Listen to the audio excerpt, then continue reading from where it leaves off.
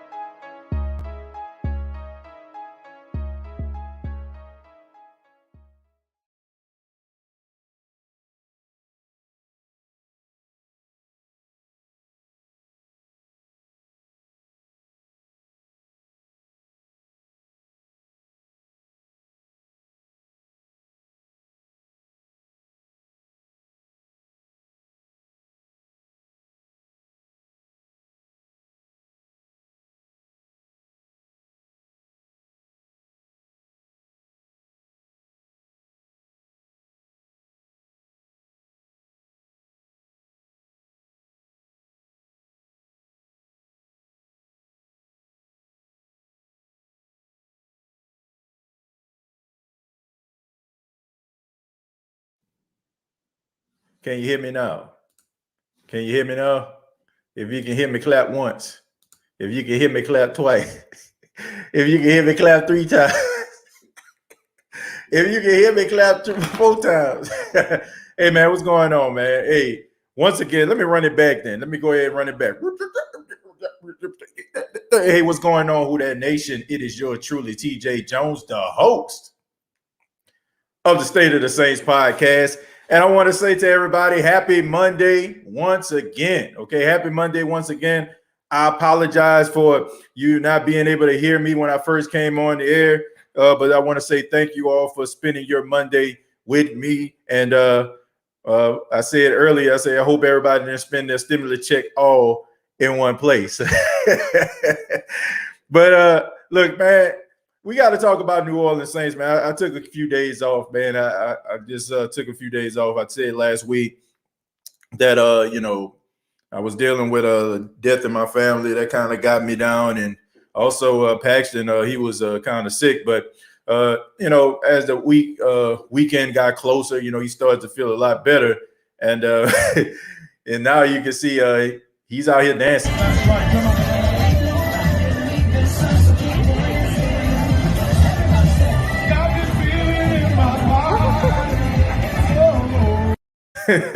So as y'all can see, the Pac-Man is doing just fine, man. We took him to a kids fest over the weekend, and he really was enjoying himself, man, out there getting his groove on. But let's go ahead and talk about the New Orleans Saints, man. Let's talk about some of these topics that need to be discussed. Let's go ahead and talk about the obvious topic of the show. The Saints were fined by the National Football League. He was fined. They were fined $700,000, and they also have to relinquish a 6th-round draft pick in 2022. And look, this was the best case scenario.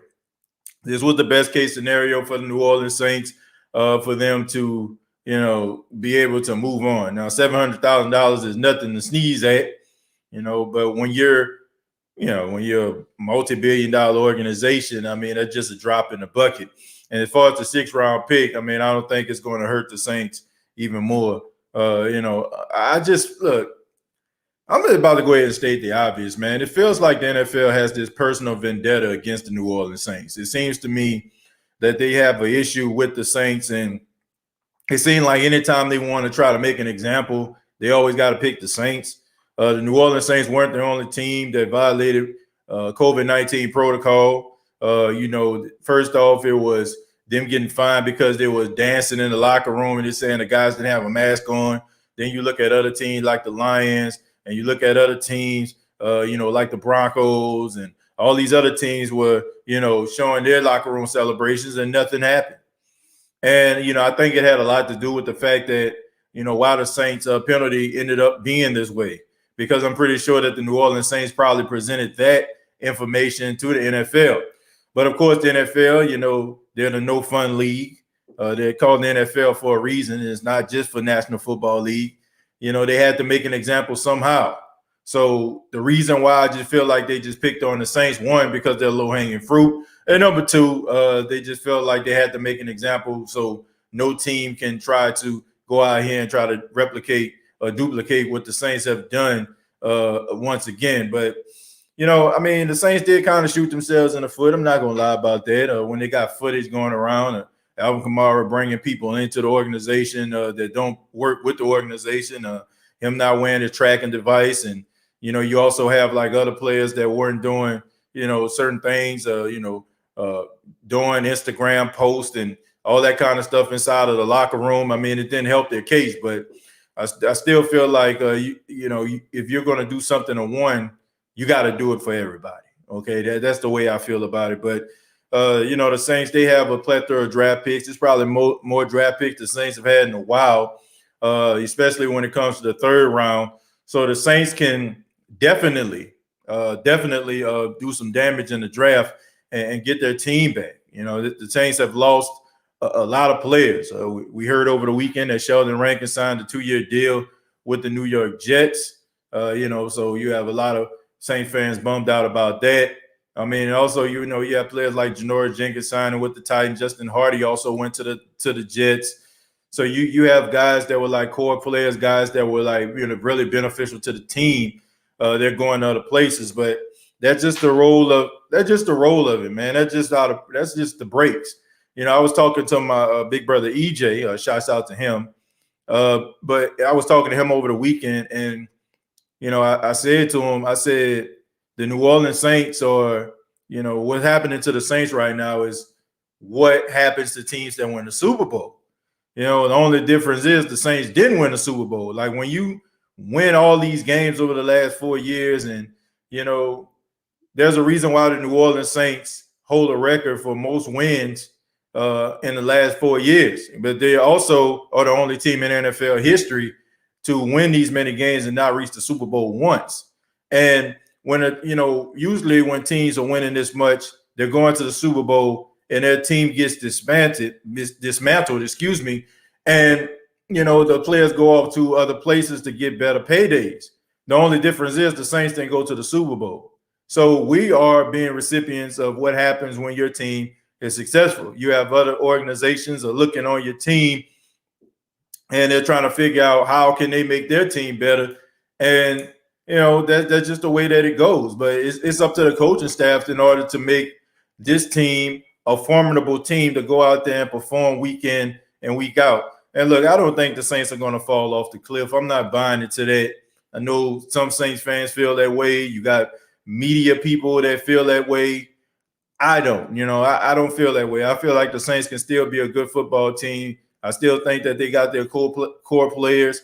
And I think if they have a solid draft, I think that they can re-up. Okay, I think that you can, fill in for a guy like a Sheldon Rankins. No disrespect to him, I like him a lot, and I feel bad that he's gone, but he has been hurt over the last couple of years, and you've seen guys like Shy Tuttle step up, and you've seen guys, like Malcolm Roach play pretty well last season. You see people like David Onyemata who has gotten better.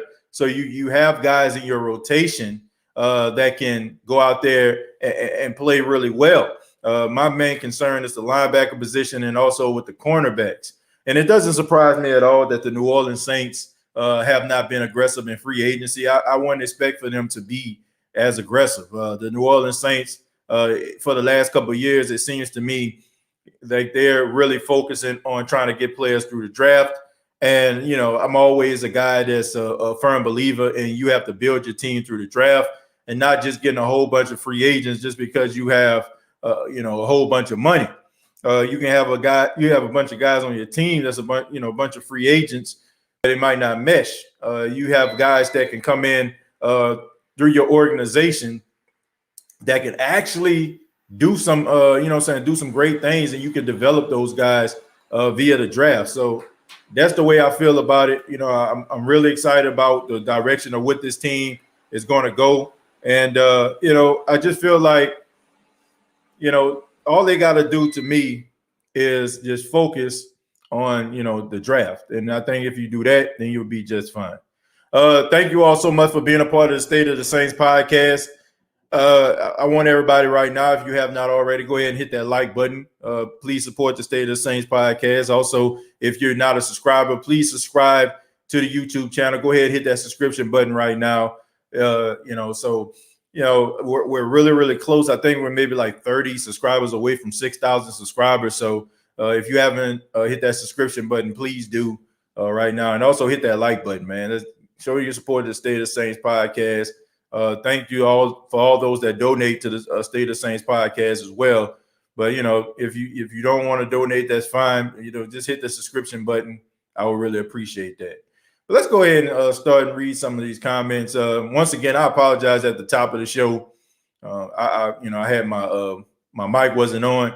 What happened was I disconnected my mic the last show that I did, and I didn't adjust it back. So I just put it right back in, and I didn't adjust the settings. So I apologize to everybody. When I started the show, I was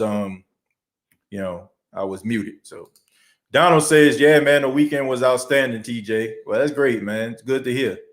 Pac-Man putting in work. Yeah, man, Pac-Man was out there getting down, man. Yeah, man. I mean, he had a really good weekend. He had a really good weekend, man. He was all excited and everything like that, happy about just being out and having fun, man. We took him out there to a kids fest, and then we took him to like a little bounce house and stuff like that, and he really had a good time, man. So he really enjoyed his weekend, man. He was living his best life. Like, yay!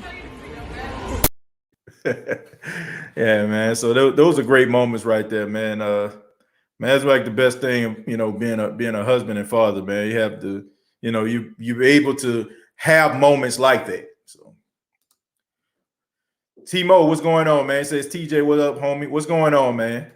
A 2022 6th-round pick. I'm not losing sleep about that, I mean, the Saints last year 6th-round pick played for the Carolina Panthers, Tommy Stevens. So I think we'll be all right. What's up? What's going on, Mike, man? Thank you for being a part of the State of the Saints podcast. Chump chains collect $1 from fans. Basically, they always effing with us. Yeah, it seems that way. It seems like when they always trying to make an example, it's like they're always trying to pick on the Saints.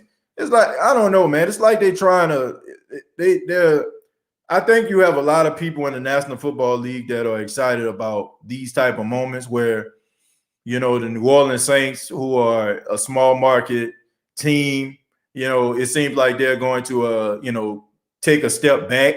And I think you have a lot of people in the National Football League that are excited about that. I just feel like people don't look at the Saints as a team that they want to be in the room. I just don't, and you look at the New Orleans Saints over the last couple of years, the teams that the NFL hold near and dear to their hearts, like the Saints have beaten them, right? Over the years, like the Saints have beaten the Pittsburgh Steelers, they've beaten the Dallas Cowboys. Like for the most part, they've beaten the Green Bay Packers. They didn't beat them last year, but a lot of the teams that they talk about ad nauseum every single year, the Saints win. You know what I'm saying? They beat them, and they beat them pretty good. You know what I'm saying? So it seems like the Saints are like that. it's like if you go to a country club and, you know, you got a whole bunch of rich people, you know, you got your aristocrats out there who probably, you know, was born into money. And then you got that guy who probably just worked for the sweat of his brow, and he just so happened to move into your neighborhood and he gets all the country club benefits, but nobody wants to talk to him. That's kind of like what the New Orleans Saints are. They're not an aristocrat, you know what I'm saying? They're not a Brookshire, they're not a Kennedy, you know what I'm saying? They're a guy who just basically just started his own manure business, you know what I'm saying? But it's a really successful manure business, and he makes a lot of money doing it, you know what I'm saying? That's kind of what the Saints are. Seems like, you know, they just don't want to be accepted as being one of the most elite teams in the league. And it just seems like people stop at nothing to discredit these guys, including, you know, the coaching staff, discrediting Drew Brees, making it seem like his accomplishments anybody could do. But, you know, you'll sit up here and, you know, and praise a guy, you know, in another uniform who probably didn't do as close to what Drew Brees has done. You know, I just think that they just don't like the New Orleans Saints. They don't look at them as a valuable team. And, you know, anytime they're brought up, you know, people can't help and hurry up and jump on what they've done in the past. You know, like, it's just amazing to me. Like, it's as if, you know, you can't change the narrative of this team. You know, it's not like, you know, like when you talk about the Indianapolis Colts, it's not like the Indianapolis Colts were a great football team all these years, you know. But it seems like, all of a sudden when Peyton Manning comes, it's like anything else before that never happened. And don't give me that stuff about, oh, man, you know what I'm saying, what about Johnny Unitas? Johnny Unitas played for the Baltimore Colts. And that, you know what I'm saying, that history don't, you know what I'm saying, really, you know, add up. You know what I'm saying? Like, that's what they did in Baltimore. But when they went to Indianapolis, they weren't really good. So, you know, but it seems like to me when they start talking about the Saints, they always got to talk about the bags on their head. They always got to talk about the snake-bitten franchise. They always got to talk about how bad the football team was.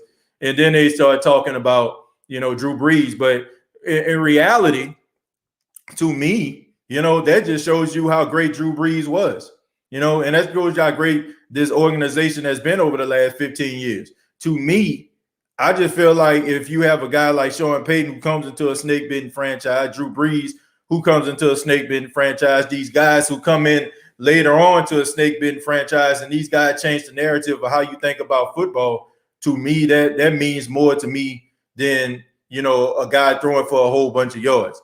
I can make an argument to say what Drew Brees, Sean Payton, this Saints staff has done over the last 15 years it means more than maybe some of your same status quo teams winning the Super Bowl. You know, I mean, it's almost like, you know, a badly run business. And then all of a sudden, you know, you get this guy who's a visionary. He comes in, he just changed the way that you look at the business. Business is booming, people making money. The stock market, you know, for the company is going up. It means a lot more to me than a nostalgia team winning all the time that you talk about. Because, you know, the Saints made people talk about them. They forced them. They forced people to put them in the conversation. And that's why I got a lot of respect for this organization. I laughed when they took the draft pick away. It could have been the Baltimore Ravens. Yeah, I mean, it's ridiculous.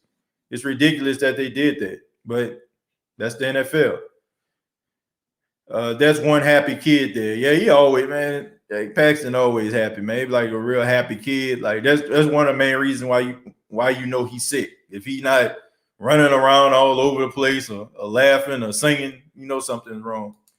Good morning, TJ. Hope you had a good weekend. Yeah, I had a really good weekend. You know, all things considered. You know, my uncle he was buried this weekend. They had his funeral. But you know, all in all, you know, you have to appreciate life, you know, while you're here. You know, it was unfortunate, you know, that he passed away.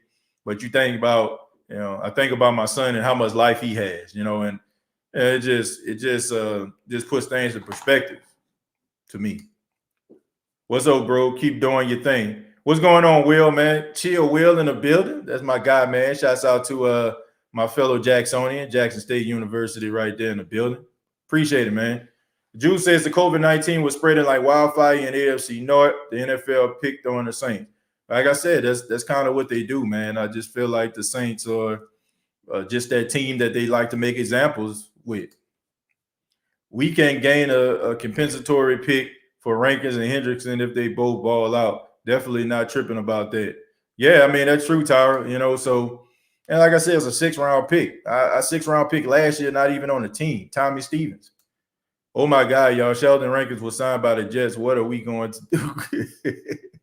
Well, it's the next man up, and I sense a lot of sarcasm in there. But look, man, I'm not going to poo-poo on Sheldon Rankins, man. Sheldon Rankins was good when he was in the Saints uniform, when he was healthy.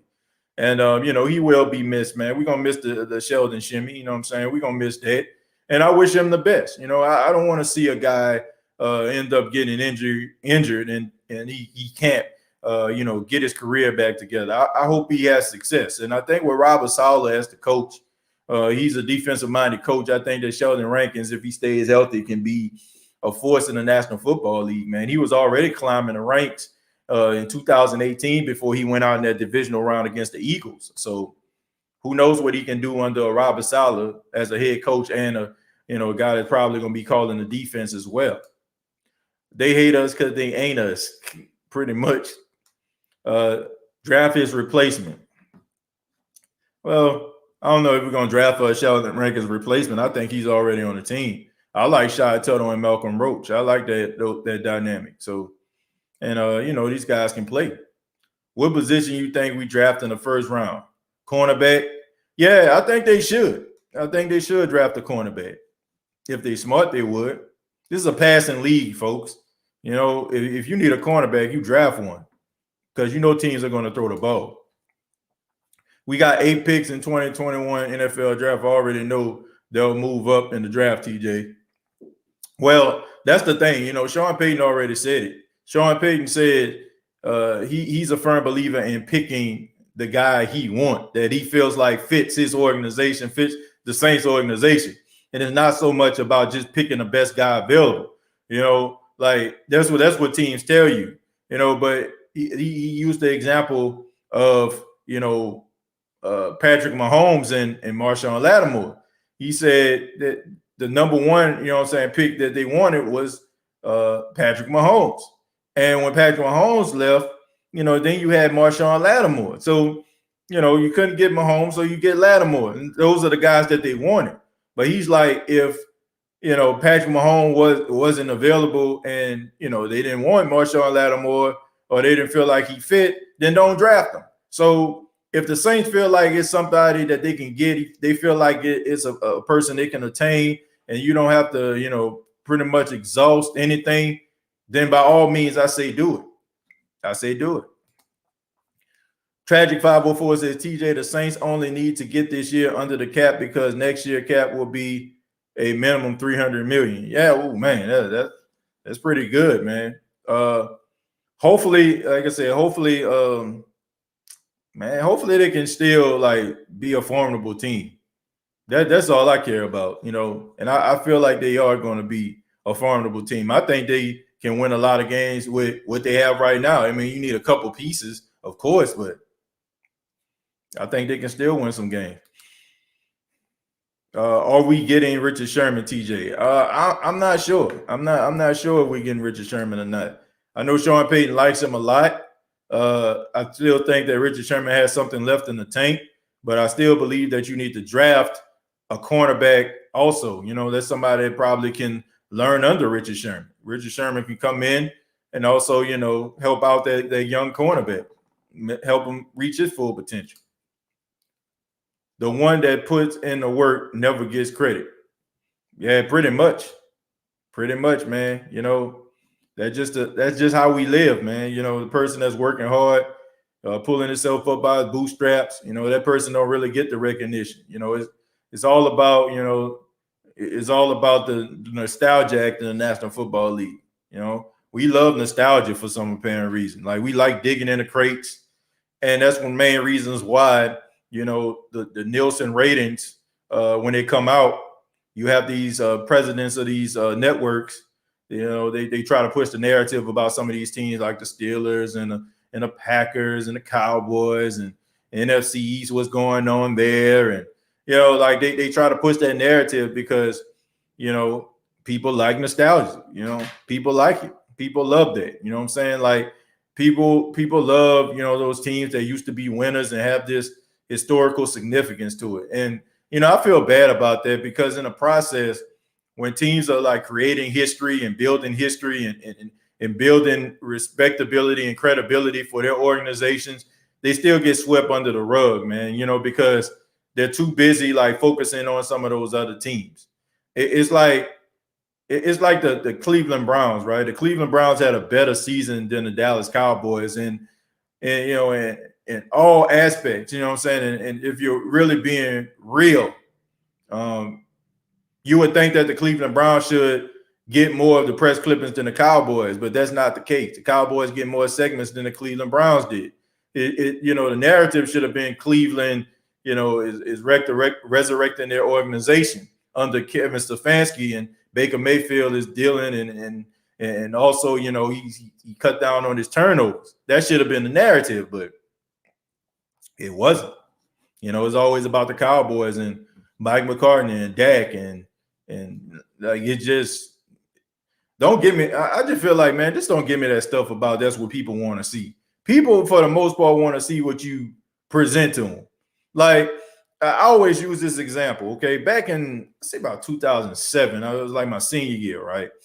And, I remember the song by Lil Wayne called Lollipop first came out.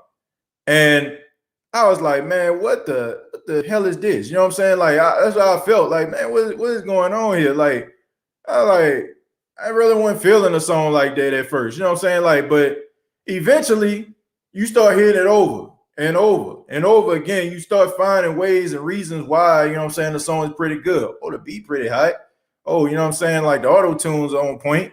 You know what I'm saying? So it's like they kind of shove it down your throat because you hear it everywhere. You see the videos, hear it on the radio, all these different things. So all of a sudden it's like you have to fall in line. You know what I'm saying? Or it's like people gonna be like, man, you crazy, you know what I'm saying, for not liking this. That's kind of like how I feel about the NFL. That's how I feel about some of these sports shows. It's like they force feed these situations down our throats. And then they'll say stuff like, well, people want to hear this. Well, they want to hear it because you keep forcing it down their throat. If you give them another alternative, maybe they'll be interested in hearing about it. That's just what it is, man. Like, why, bracket teams that are emerging and becoming better at the expense of a team that's probably struggling, but, they used to be coached by Vince Lombardi or used to have Tom Landry. Like, that's ridiculous to me. If they're worth talking about, if they're a playoff contender, by all means. By all means. So, but, that's just how I feel. The Baltimore Ravens and Pittsburgh Steelers had the Rona so bad. It was a joke for the Saints to get fined and lose a draft pick. I'm fair. We'll be okay at corner. We have all world hands. Dap and PJ back in the building. Yeah, man, PJ Williams, once again, comes back to the New Orleans Saints. I really just don't. I don't know, man. PJ Williams walking around with a lucky rabbit foot, a 4-leaf clover, or some very incriminating pictures of somebody in the Saints organization. But look, I will give PJ his credit. PJ had his best season last year. That came from somebody close to the Saints organization that told me that. They said that the coaching staff is really excited and really happy about what they seen out of PJ Williams. That is what was told to me. They said, that they really like him and he's a smart football player and he's tough, So, and I think that PJ played his best season. I think it helped that he was mostly playing safety. You know what I'm saying? He was playing in a nickel and dime. You know what I'm saying? Like, I feel like that's where he belongs, man. He don't belong on the outside. And I think as long as he's not playing on the outside, I think he should be okay. So I'm not gonna ish on PJ Williams like most people are doing this season. Like, people just like it. To me, it's becoming a running gag right now. Like, oh man, they got PJ back. Like, but PJ had his best season. Like, I didn't really see too many plays where I just seen PJ Williams just out there getting smoked and roasted and toasted like normally. You know what I'm saying? One, he's not in that starting rotation. When he was a starter in a game against the Detroit Lions, what people weren't giving him credit for, he played pretty doggone good. When him and Patrick Robinson was in there because Marshawn and Janoris were hurt. So I'm not gonna poo-poo on this guy. Okay. I just feel like it's becoming a running gag. You know what I'm saying? I just feel like he had his best season. And then on top of that, I mean, he's not a starter, so it's not like he gonna come in and just do it. It's just gonna be so much damage being caused because of PJ.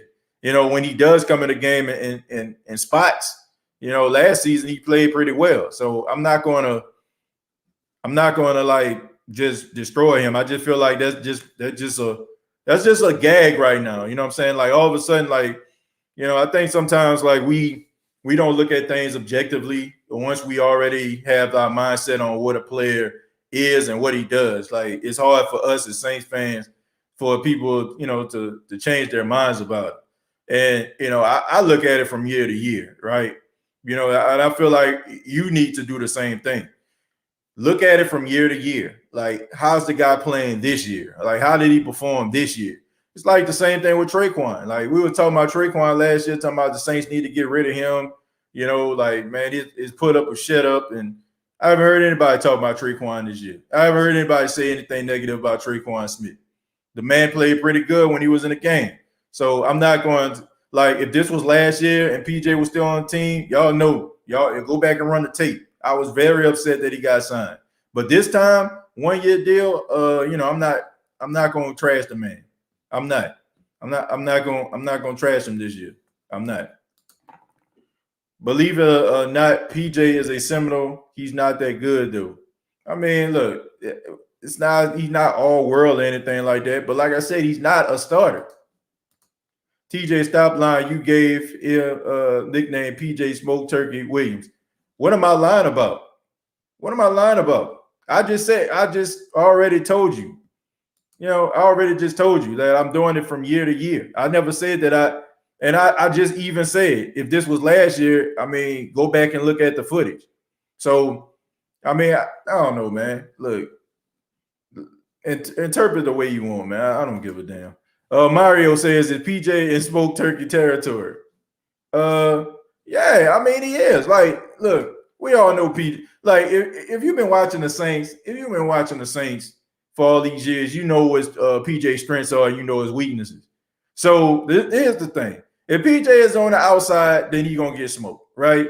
If he's playing in a nickel, he's going to be playing much better. He's probably one of the best tacklers, in the secondary.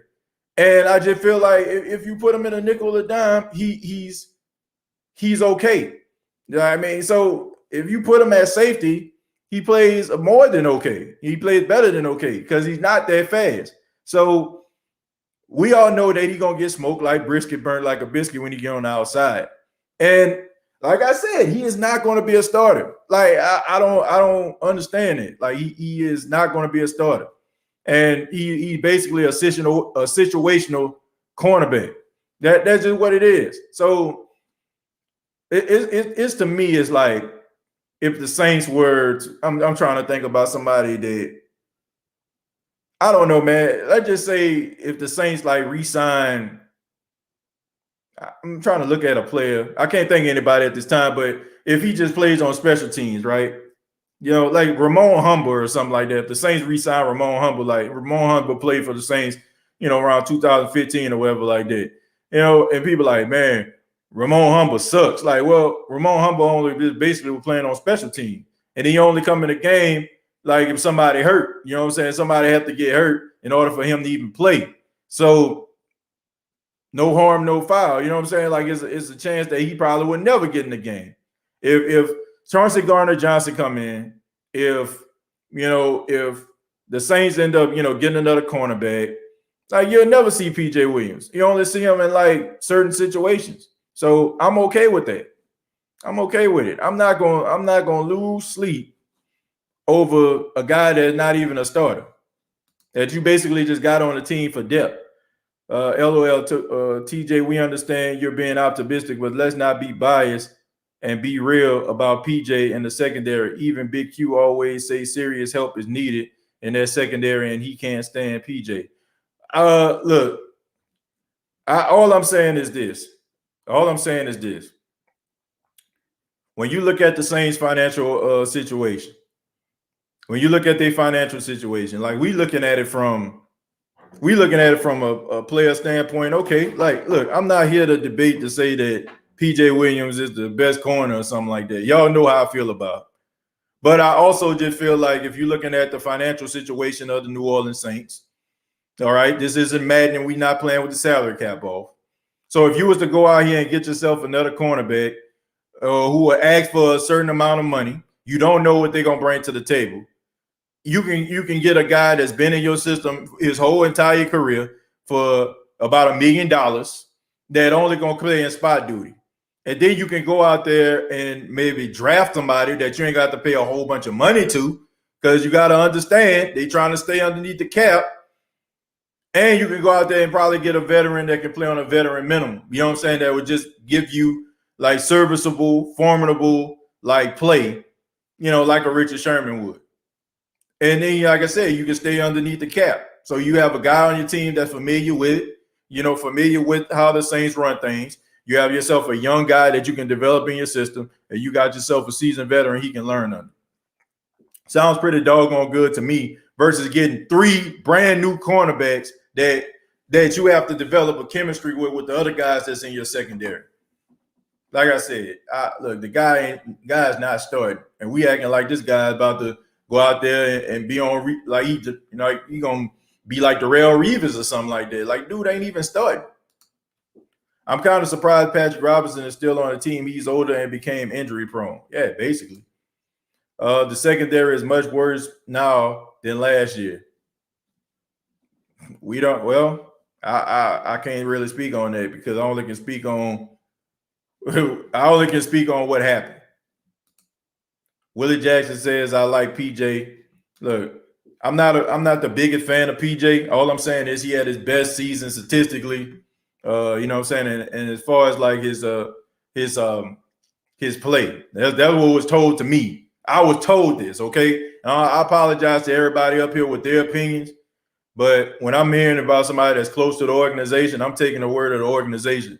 Even me, myself, you know what I'm saying? All I am is a spectator, all right? I give my opinion here on the show just like everybody else, all right? I know we think we do, but we don't know more than what this organization knows. It's just as simple as that. You know, sorry, it's just a fact. Like, if we go out here and we're arguing, we're going back and forth, and we speculate, and then all of a sudden somebody comes out and tells you the real deal, what more can you say? What more can you say after that? You know what I'm saying? Like, you don't know more than a person. You don't. So that was told to me. I'm going to just take their word for it. I also know that as of right now, he's not going to be a starter unless he comes in there and just basically just wreck shop. So everybody's running their blood pressure up and going crazy and stuff like that over PJ Williams being re-signed. Y'all acting like this man about to be in the starter rotation. And as of right now, he will not. And it will have to take something that really happened to some of the guys that the Saints signed or draft in order for PJ to see the field. We will get bounced back on the field in the next season for real, bro. They're constantly going penalties calls for many times from referees for a couple of seasons. It's time to stop holding and all that type of stuff. Yeah, look, I think with Chris Richard in there, who specializes in the secondary, I think that they're going to be a little bit better. You know, that's just the way I feel. You know, I think that he will help them with the technique. I think that his coaching style is a little bit different. I think that he's going to hold guys more accountable. And he coaches with a more of a fire than Aaron Glenn did. No disrespect to Aaron Glenn. Aaron Glenn is more of a teacher. You know, I don't think he really too much held the guys accountable. It was more like, you know, he gave these guys this false sense of reality in some cases to me. Like, you know, these guys weren't really that good, but, you know, he'll gas them up like, you know, like they just the hottest thing since sliced toast bread. And that's cool, man. You got to have these guys playing with a lot of confidence, but you also got to put these guys in position to succeed, and you also got to be 100% honest with them too, so they can work on the things to get them better. You know what I'm saying? That's just what it is. So the way that I feel about it, I think that you know, I just think that you know, Chris Richard gonna be good for these guys. You know, that's the way I feel about it. I'm trying to see, man. I seen somebody put in the chat. I don't know how real this is. Bobby said, seriously, Saints signed Sherman to a 1-year deal. So excuse me, I'm trying to see did they actually sign him? I mean, if they did, they must have just recently did it. And I don't know if you're asking that they should sign. And I'm looking at my phone. I apologize, folks. But I'm just trying to see if he actually is saying that or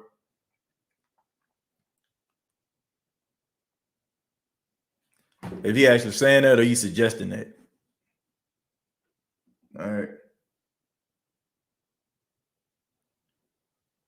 Let's see. The Saints are among the teams expressing interest in 5. This comes from Tom Pelissero. Says the Saints are among the teams expressing interest in 5-time Pro Bowler cornerback Richard Sherman. Okay, so Saints among the team expressing it. So I'm seeing a bunch of like expressions. Okay, now this is according to Ian Rappaport. Let me make sure this is the right Ian Rappaport. No, I don't see the there's another Ian Rappaport on there. So did the Saints sign him? Did the Saints sign Richard Sherman? Okay, I haven't seen anything. I just see rumors right now. I only see rumors. All right. So I'm only seeing rumors right now, and the only person I've seen on there that's actually said that this was accurate was the false Ian Rappaport. So it was breaking news about the Saints losing a draft pick on my cell phone. Jeremiah says, facts. I'm confident in Peyton and makes the right call. I apologize for looking at my phone. I was just trying to figure out so I can see if I can, see if it was actual and factual. We will have some growing pains, but I think we got some good players out, and we don't expect to. Look, check this out. I think that the Saints are going to be much better than a lot of people think. I really do. I really do. I don't think they're going to be left for dead like some people think. So, TJ, we all know the Bucs cheated the Saints game. Tom Brady was paying the refs. Look, usually I can be all up on the refs, but I got to say, man, I think the Saints got some of the most favorable calls in that game. I'm just being real. Like, there was a play where clearly it wasn't pass interference. I mean, like, if I'm a Bucs fan, you know what I'm saying, I would be way more upset at the referees than Saints fans should have been. I think the game was pretty called down the middle. And I think they let them play, you know what I'm saying, for the exception of maybe, that interception that was, that Michael Thomas, you know what I'm saying, like, I don't know if he stopped on a route or Murphy Bunn jumped in. I mean, you can probably make an argument for that, but they were trying to keep the Saints in the game, you know. So I'll give them that. That was one game that I just feel like, man, you know what I'm saying? Like they helping them out, man. You know what I'm saying? They helped them out a little bit, but in most cases, yeah, I have to agree with you. You know, the referees don't show no mercy for the Saints. So Chris Richard reunites Legion of Boom with Sherman. Well, like I said, I'm just waiting for the report to come out. Somebody, if it comes out from a valuable source, then, you know what I'm saying, I'll report it here, but I haven't seen anything. I haven't seen anything that come across my phone right now that's telling me that, you know, that he signed with the Saints. So as of right now, I can't report that. Let me see. I already read that for. Do you think we're going to go after a corner or a linebacker in the first round? I think we're going after a cornerback. I think you should, man. This is a passing league, folks. Like, to me, a cornerback is just as important as a left tackle and a quarterback. Like, because everybody throw the football. And if you don't have yourself a decent, solid corner, like, you're gonna get smoked, man. You're gonna get roasted and toasted, man. And you know, I mean, it's just what it is, man. To me, that's the most important thing. Just like Levante said, we know we got a bullseye on our back, and he guaranteed we're going back with JPP, and we got an easier pathway, AFC East and NFC East this year. Let's go. And then not to mention, y'all not playing a first place schedule. The Saints are, because y'all, even though y'all won a Super Bowl, y'all didn't win a division.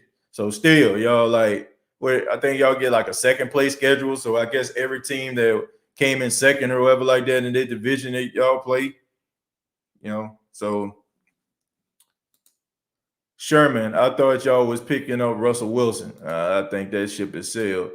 Dude's still mad at the fact that y'all lost fair and square. I don't know exactly who mad. Now the Saints lost the Bucs game. Look, I'm just saying, man, like y'all know me. I come on here and I talk about the referees in a minute, but I'm not gonna blame the referees. The Saints just flat out lost that game. They beat themselves in a lot of ways. They had opportunities to really, go out there and make some of those plays, and they did not. There was a couple of plays that could have changed the trajectory of the game. Jared Cook fumbling the football. Marshawn Lattimore jumping in front of Scotty Miller. That could have been a pick six. Alvin Kamara running the wrong route, running straight up the field, causing an interception by Devin White. There's so many different things. Drew Brees not playing his best. There's so many things. Devontae Harris going out was huge. So I'm not sitting up here blaming the referees. Like, we can't blame the referees for every single loss of the Saints. You know what I'm saying? There are cases they play a huge role. But there are some cases where you have to just look and say, man, the Saints just lost that football game. We can confidently say, okay, man, they lost to the Eagles, right? So we got to confidently say that, look, referees didn't play a role in that game. Not to a point where the Saints were lost. You can say a play here, a play there, but all in all, the Saints lost that football game. They lost that game. Shot themselves in the foot too many times, and they couldn't really just get over the hump. So that's not one of them games I would blame the referees in. I feel confident in the draft too, TJ. I strongly feel we're still a playoff team. Yeah, and also it just helps you have an extra playoff spot. You got a 7 seed now, so that's a plus. They put 46 in a Minnesota Miracle meme. He was trying to walk up the steps on Air Force One. What are you talking about, Joe Biden? Yeah, he fell down. Look, dude, you 78 years old. I don't know why you're trying to prove and trying to convince everybody that you're young. Dude, you old. Hey, people understand. Like, if you walking gradually up the stairs, you know what I'm saying? Like, nobody cares. Like, nobody cares if you can run upstairs. You know what I'm saying? It's pretty cool. You know what I'm saying? You're still in good shape like that at 78, but dude, you ain't got to just show the whole world. You know what I'm saying? Like, that was a political move right there. Some politicians are just way too political. Like, everything they do is political. And you're like, dude, just walk up the stairs, man. Walk up the stairs, walk to the end, then turn around, then hit them with a salute and hop aboard Air Force One. That's all you got to do. Nobody would care. Yeah, Saints fans want to blame everyone, but number 9, when we lose, the Bucs beat us. When you got an old quarterback that can't push the ball downfield, the results happen the way it did. 4 turnovers, pretty much. Can't argue with 4 turnovers. Referees can't force 4 turnovers. This was a bad football game. I would have. Russell Wilson says I would have signed with the Saints, but they wouldn't guarantee me the opportunity to send unlimited fart messages in my contract, so I had to pass. Well, Russell, thank you very much. Hopefully you can figure things out, and hopefully, we won't hear any negative press, come your way because you don't think the same way the organization does. Hint, hint. It's time to move forward with our team to win the 2021 season, playoffs, NFL championship, and Super Bowl, because outsiders, NFC trying to talk all the noise from Falcons, Succaneers, and Black Kitty are bad taste in their mouths. Well, look, the Saints, I don't care. Look, at this point, I don't care about the division no more. If they ain't winning a Super Bowl, getting close to the Super Bowl, I can care less. It's good to have, a T-shirt and all that kind of stuff, but I would give them all those T-shirts up for one shot at the Super Bowl. TJ, what do you think about WWE Fastlane? Have you watched A&W? If you have, or AEW, I assume you're saying. If you haven't, have you heard Charlotte Flair has signed a contract with AEW? No, I didn't hear Charlotte Flair signing with AEW. First off, I think Charlotte Flair, I think she's still under contract with WWE. And even if she wasn't, I'm pretty sure she has a 90-day non-compete clause, so she couldn't just sign with another organization right off the bat. Also, I did see Fastlane. I felt like it was an unnecessary pay-per-view because nothing really happened. Nothing really happened. No belt changed hands, and I just feel like they could have did without it. I didn't see the point. It didn't really elevate anybody. It didn't really change people's mind about watching WrestleMania, and some of the matches that you could have took this week to to build up even more to get ready for WrestleMania is out of the window. It's just pointless. Saints not scoring touchdowns on those first two amazing returns by Deontay was a killer.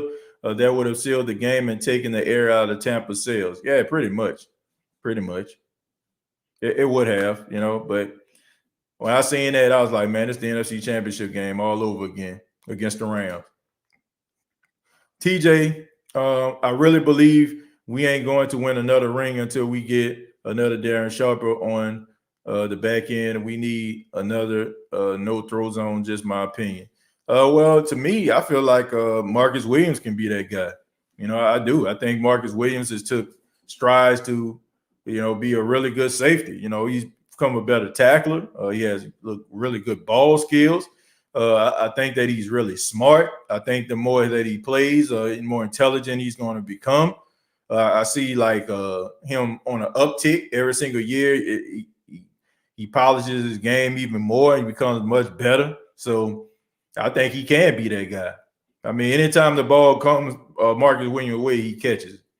Okay, I mean, I'm just being serious. This guy almost has hands like a wide receiver to me. Anytime the ball comes, there's only one time I ever seen a ball hit Marcus Williams' hand and he picked it off, and that was like against Patrick Mahomes. And I feel like he didn't catch that interception because he twisted his foot. You know what I'm saying? I'm pretty sure the pain, shot up and it distracted him from catching the football.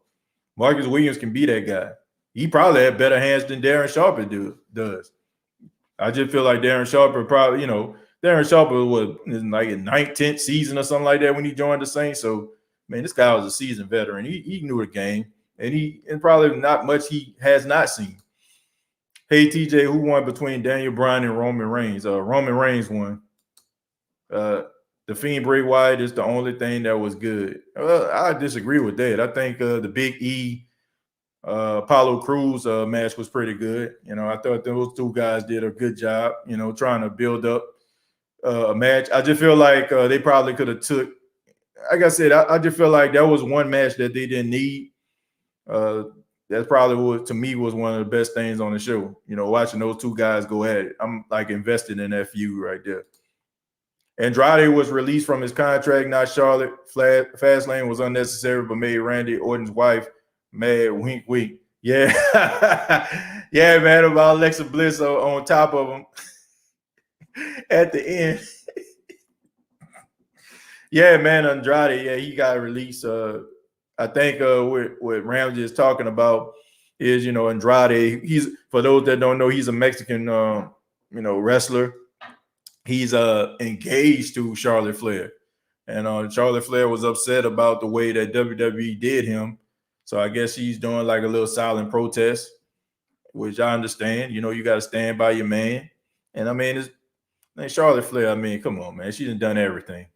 So and WWE needs Charlotte Flair way more than Charlotte Flair needs WWE at this point. Someone paid Marcus on the Minnesota Miracle. He made catches but missed tackles. Yeah, I mean, but that was his rookie season, man. He's gotten better since then. LOL, you got to keep talking about Bucks because it's about how to assemble a team to beat Bucks when it matters at this point. Look, I just feel like with that, Steve, that's like change. That's just like moving a goalpost, man. I just feel like that's kind of moving a goalpost. First, it was beating the Bucks. Now it's beating the Bucks when it counts. I mean, look, y'all won a Super Bowl, but let's not pretend like the Saints didn't beat you twice. Like y'all, it's not like y'all indestructible or whatever like that, or unbeatable. We're saying beating the Bucks when it counts. Like, I don't know, man. That's moving the goalpost. First, all season long was about beating the Bucks.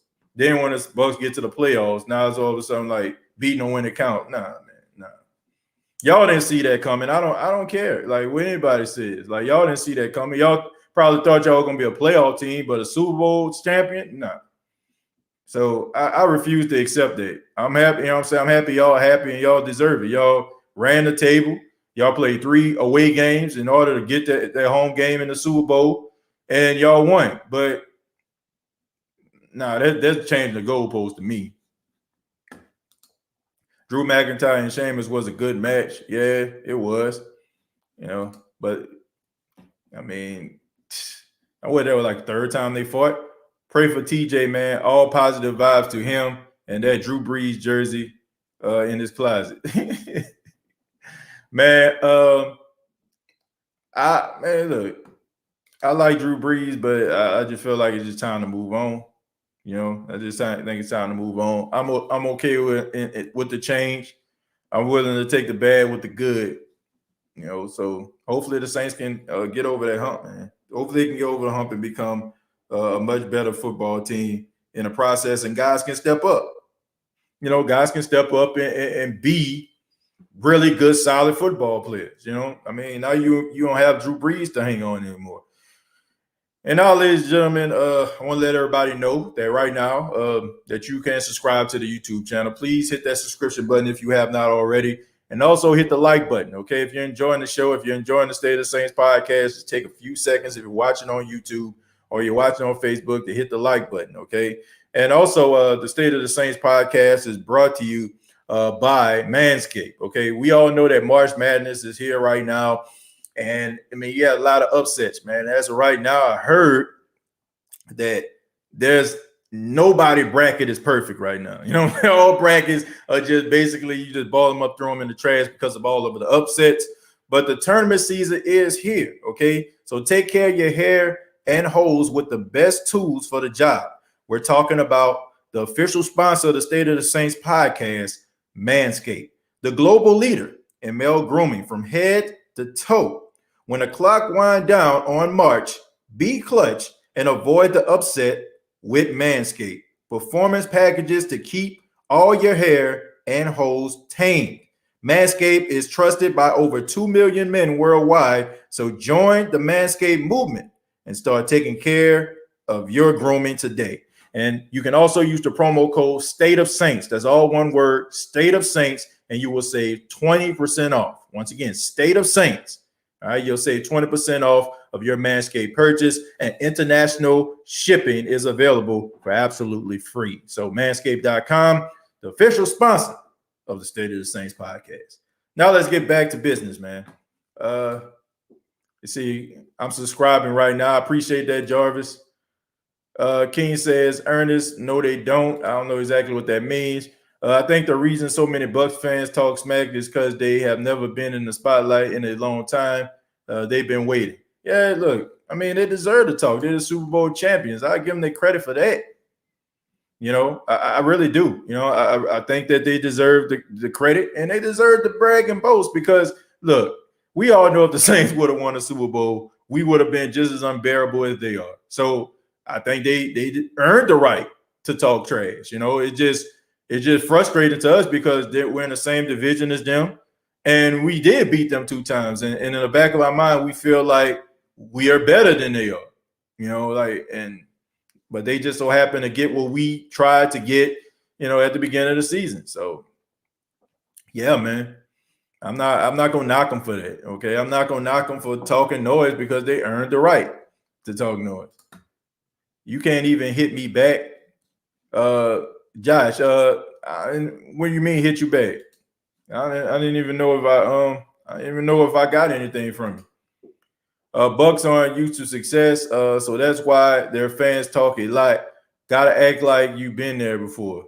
Well, I mean, they haven't been there in a long time. Last year's news yarning. And TJ Kellen Winslow Jr., I heard, is in jail. That's very unfortunate. Yeah, we've been in jail for a while, huh? I think he ended up like molesting like an old lady or something like that. Like, they just sad stuff, man. Ramsey said TJ did deserve the credit as much as I'm not happy for it, but Tampa deserves as they haven't been in a long time. But game of the week is Terminator Resistance and WWE Resistance for my birthday. Okay, well, Ramsey, we really do appreciate that. Thank you for shouting out the game of the week, man.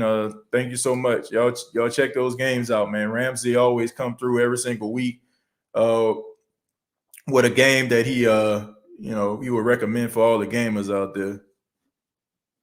Scroll down a little bit. Ernest says, go dry off and sign AB. Well, you never know what you're gonna get with that. You don't know what you're gonna get with AB. You really don't know. So I think that's what a lot of people are skeptical about. And then when he came there, he all up in the locker room on his phone and everything like that. So I think that kind of, I just think they left a bad taste in the Saints organization mouth. Hey, TJ, you still got the interview coming with the ex-Steeler player? Yeah, man. Matter of fact, that interview is tomorrow. It should be tomorrow at 6 p.m., man. He hit me up this morning. So it'll be tomorrow at 6 p.m. Interview. I have an interview with Darren McFadden. Brian McFadden. You know what I'm saying? Brian McFadden, B-Mac. I'm looking at the comments and also trying to talk at the same time. Brian McFadden. Kenny Steele, Sneed, Sammy Watkins are out there. Any interest, TJ? We need a legit number 2. I would pick Sammy Watkins out of the 3 guys that you named. Kenny Stills would be next, followed by Willie Sneed.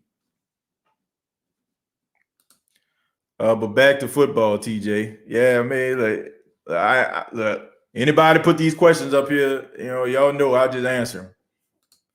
AB not going nowhere, he said on the gram yesterday, him and Fournette working things out with Tampa. Well, I mean, that's a good place for him. Good place for him. King Aladdin says, Jay Snag, crybaby. Don't know what that means, what that's all about. Roman Reigns, thank you very much for $2, said the Smarks will hate me again whenever I turn face. I disagree with that. I think that the heel turn of Roman Reigns making people appreciate him as a star. I just think that people just felt like, this is the direction you should have been in the first place. And we all know, man, that's just the way that it goes. People like to go against the grain. Anytime, a guy turns bad, he the coolest thing ever. But I think that people have an appreciation for him. We should be looking at T.Y. to replace Emmanuel. Well, if he's still on the street, then yeah, because the numbers are going down. And I just think that people just understand, like, you can get a quality wide receiver in the draft and you don't have to pay that much money. So it's not surprising he's still out there. That would be considered an upset if LSU whoops Michigan on live television.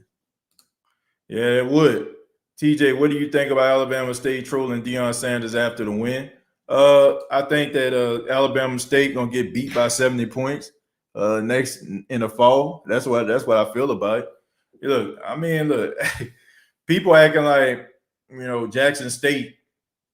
They acting like Jackson State has all their players or whatever like that. Man, Jackson State got a lot of these 3- and 4-star athletes that are going to be contributing to this team. They can't play right now. And when those guys get out there, it's gonna be some serious damage being taking place. And I think there's a level of jealousy from other HBCUs for Jackson State. Number one, because Jackson State getting all the attention, and you have these HBCUs that have been winning and stuff like that, and they don't feel like they're getting their acknowledgement. But look, Deion Sanders is the greatest cornerback to ever play in the National Football League. I mean, he basically created like this whole football diva persona. He kind of created that. And people like his swag, man. People like the way that he presents himself. This guy's been on television all these different years. He's ingrained in pop culture. And when he comes to a team like Jackson State University, he's going to get the attention. Once again, he's a Hall of Fame cornerback, part of the all-decade team. You know what I'm saying? Not all-decade team, the 100-year anniversary team. He's the greatest cornerback to ever live. So, of course, he's going to be getting all the attention. And I just think that HBCUs, they upset at the attention that Jackson State is getting, and they want that attention too. But here's the reality. They will not be on television as much as they have been. They will not be getting any attention. Nobody will even care about HBCU football when it comes to the SWAC if Deion Sanders wasn't playing for them. I'm sorry, but it is what it is. Nobody cares about Alcorn. Nobody cares about Alabama State. Nobody cares about Southern until November when it's on NBC or Grambling. Not like that. You know what I'm saying? Like, these are all rich, historic, you know what I'm saying, HBCUs. But the fact is, they would not be getting any attention at all. Like, nobody would care. Like, people would be out, you know what I'm saying, cooking barbecue and going out here, you know what I'm saying, like just running around their yard somewhere. Like, nobody would care about, nobody would be watching no Alabama State if they ain't play JSU. And it's just a fact. You know, if he would have went to Alcorn, it would have been the same way. If he would have been a Southern, it would have been the same way. And I would have gladly came on here and said nobody would have cared until he came there. But it just so happened Jackson State is the team that everybody focus on because everybody's trying to see if Deion Sanders can coach. You know, it really didn't matter. But they should be happy, man, because now you have these players out here that they get these opportunities on national TV. Like, I think they play Southern, if I'm not mistaken. I think they play Southern on ESPN, not ESPN2, not ESPN3, ESPN. When the last time you seen an actual HBCU game on the main network? On the main network, like not ESPN3, not ESPN Plus, not, you know what I'm saying, oh, I got to stream the game or who got the link. On the main ESPN network. So don't hate on Jackson State because, you know, they're in a good spot. Like, this helps all HBCUs. This helps all HBCUs, but instead, like, they just mad because they ain't it. You know what I'm saying? Like, this is, you know, like, man, we got to get rid of this whole church mentality we got at HBCUs. You know, like, you don't want that, you know what I'm saying? Like, you got that preacher that's been in there for a long time, and all of a sudden they got that young, vibrant preacher that come in and, you know what I'm saying, he's saying slang words that everybody can relate to, and, you know what I'm saying, he got the, you know what I'm saying, he got the crowd a little bit more enthusiastic, and all of a sudden, like, the main preacher want to sit him down because, like, he don't want to take the attention off himself. Like, that's basically what this is right now. But I'm sorry, man. You know, everybody likes that young preacher, and right now everybody likes Deion Sanders. Deion Sanders is making HBCU football right now. Jackson State University football team is carrying HBCU football right now. You know, it's good for everybody, though. It's good for everybody. I went to Southern. My mom went to Grambling, but I'm rooting JSU because this will benefit the conference as a whole. Absolutely. See, that's what I'm talking about. Like, man, we all know. We all, for all those that went to HBCUs, y'all already know. Like, football is secondary. Like, it's about the bands and, you know what I'm saying, like, the halftime show. You got people that will come for the halftime and leave in the third quarter because they didn't really care about football like that. Like, this, like, and we all know, like, on doing halftimes and stuff like that, they would show, like, the halftime show. Oh, it's the baddest band in the land. You know what I'm saying? The Human Jukebox. Oh, the Sonic Boom of the South. You know what I'm saying? Like, all these different bands. Like, it would be featured. I remember when Jackson State, I think they went to play UNLV or whatever like that. They didn't even feature the football team. They featured the band. Like, but now it's like people are actually watching football. They're actually watching SWAC football. Like, nobody, like, people like the band and all that kind of stuff. You know what I'm saying? Shouts out to my boy Mike Walls and all, you know what I'm saying, my people that's in the band, my boy Chalupa and crew. You know what I'm saying? But the thing is, like, you know what I'm saying? The band should be secondary, not the football team. You go into a football game. And now, you know what I'm saying, people are actually watching football. People are actually watching these football players and giving these guys the attention that they deserve. So let's, you know, man, let's get credit where credit due. You know what I'm saying? Let's get credit where credit due. Yep, Deion brings a lot of media, and that's good. People sleep on Cornelius Williams. I don't think people sleep on Cornelius Williams. You know what I'm saying? Cornelius Williams was really good. Okay, he was really good. But he went to Southern. You know what I'm saying? And this was during the time where like I said, this was during the time HBCUs aren't getting attention. They aren't. You know what I'm saying? Like, There are so many different guys that can play football on the next level that went to HBCUs. You know what I'm saying? We see what Tariq Cohen is doing out there in Chicago, right? We seen what Dominique Rodgers-Cromartie has done over the years. Like, we seen what these guys can do, man. Like there's some potentially great players that can come out of HBCUs. The only thing is that they're struggling with the power conferences. They're struggling with it, and nobody's really paying attention to them. And I think, like, with them being on television, it is going to help them and help these players get to the next level.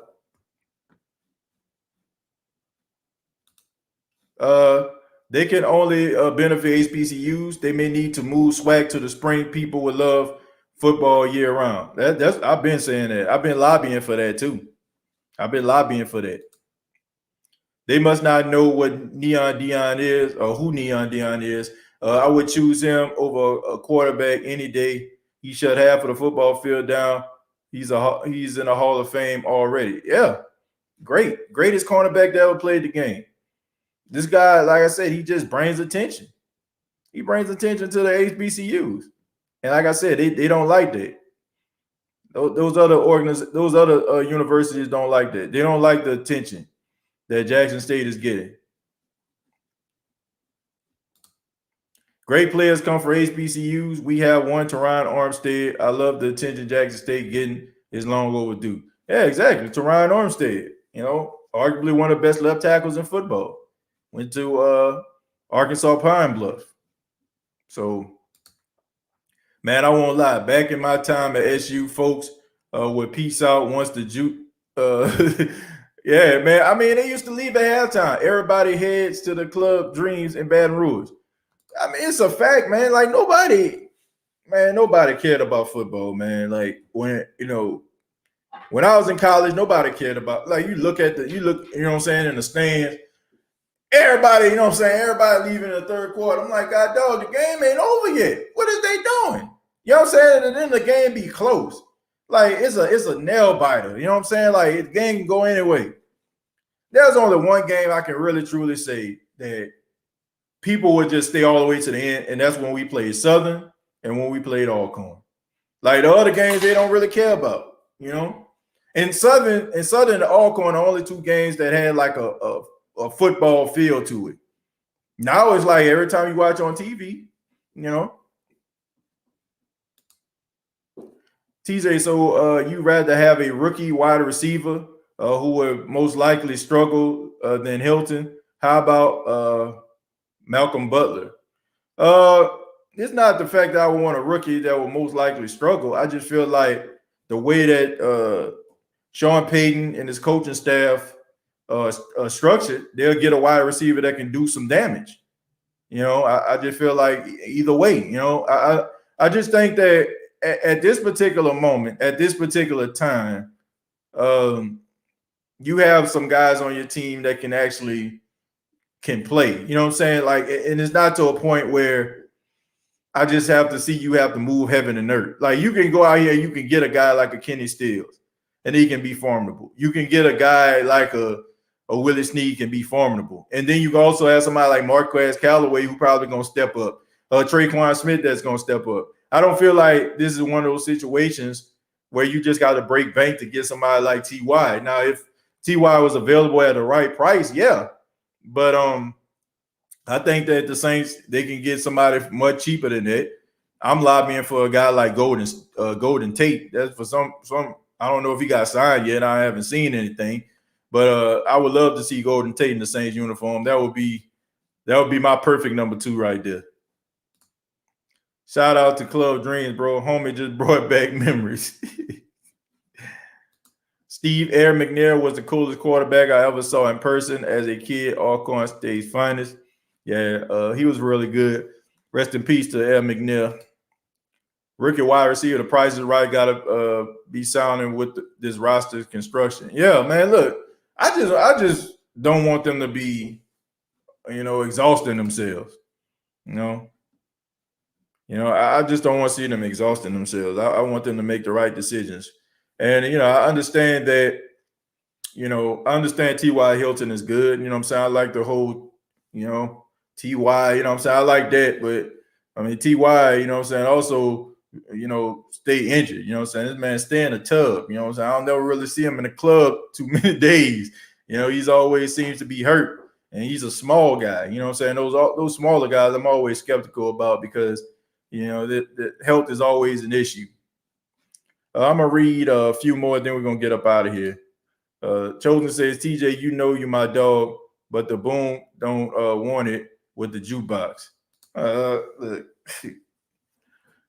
I'm not really into bands like that. You know what I'm saying? Like, I'm not, you know. I'm going to just say it. I don't get it. Like, I don't. You know what I'm saying? Like, I don't get it. Like, not that I'm disrespecting bands. I just don't get it. Like, I don't get, like, standing on the side, you know what I'm saying, in the stands and, oh, they about to play this. Oh, look, boy, look at them horns. Like, nah, bro. That ain't me. You know what I'm saying? Like, I have my homeboys and stuff like that, man. They love band stuff. They like talking about the band.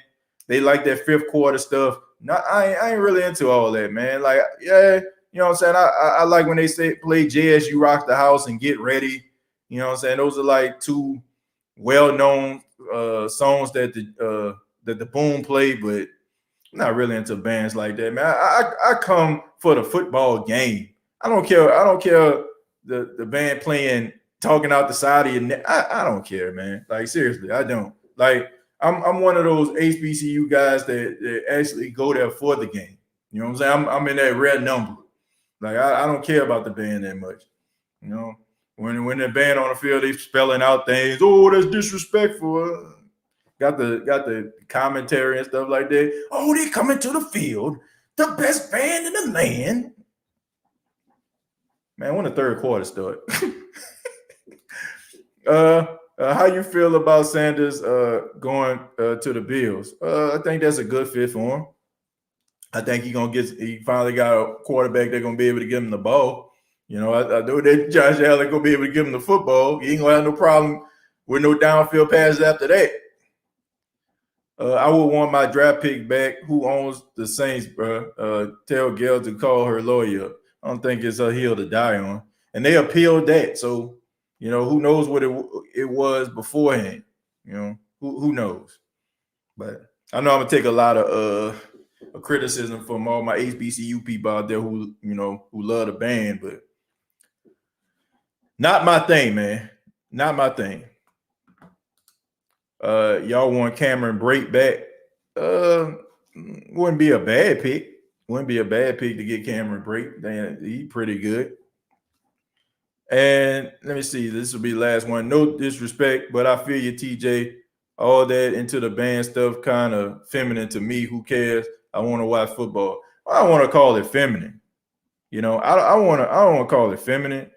You know, I just think I'm just not a fan. Like, I don't understand it. Like, I don't understand. Like, I just don't get it. You know what I'm saying? I don't. You know what I'm saying? Like, I don't get standing in the stands. Like, I do it. You know what I'm saying? Like, when my boys, you know what I'm saying, at homecoming and stuff like that, like, I'm in the stands and I'm there with them. I'm just not a fan of it. You know what I'm saying? Like, I listen. Yeah, if they play something, you know what I'm saying, I do a little jig or whatever, but just not my thing. You know what I'm saying? Like, if they didn't have a band, I wouldn't care. You know what I'm saying? Like, I wouldn't. You know, I would not care. Well, like, you think Ohio State fans come there to hit a band? Do you think like teams like LSU or you know what I'm saying, like Alabama, you think people care about the band? Like, honestly, do you think they actually come, you know what I'm saying, to listen to the band? Like, no, they come there to see what the Tide gonna do. And I just feel like, man, I don't know, man. I just feel like, I don't know, man. I just feel like, man, we just it's just delusional at times. You know what I'm saying? I just feel like, man, we need to have appreciation for the game. I understand bands, but that's what you got, battle the bands and all that kind of stuff for in parades. Like, come there for the game. What time of game come on? TJ, I know you're about to leave and I'm about to run errands, man. If nobody told you today, you're a real one for sure. Steve, thank you very much. I appreciate that, man. I appreciate that. Thank you so much. And thank you to everybody that has been part of the State of the Saints podcast. One more time, if you have not already, please subscribe to the YouTube channel. Go ahead and hit that subscription button right now. Also, hit the like button, okay? Hit the like button. Tell everybody that you enjoyed the State of the Saints podcast. And let them know, man, they can subscribe to the State of the Saints podcast by going to youtube.com, search the State of the Saints podcast, facebook.com, search the State of the Saints podcast, and previous episodes available on iTunes, Spotify, iHeartRadio, Anchor FM. Once again, for those that started out the episode, I apologize that my mic was muted. Thank you for all those that told me about it. Had me out there looking too crazy for had me talking 5 minutes with, be talking to myself. And you all enjoy the rest of your day, man. Have a good and productive day. Stay safe out there. Have fun. Live life to the fullest. Till next time, all I got to say is